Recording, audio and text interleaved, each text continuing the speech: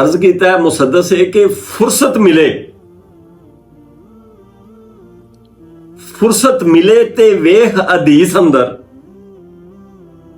KD गल सोनी मुस्तफा दी है सल्लल्लाहु अलैहि वसल्लम।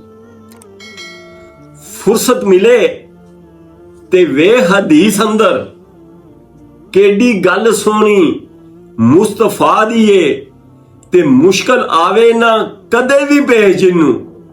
वाहद जात तो मुश्किल कुशा दी है ते दाता गंज ते गौस दी सिफत वाली हस्ती फकत अरशुल आला दी है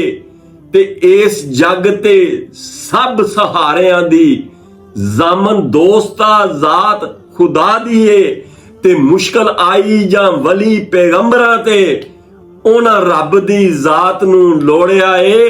ओए सुन्नत उन्हां दी छड्ड के तू सरवर मूंह गैरां दे वल क्यों मोड़िया है।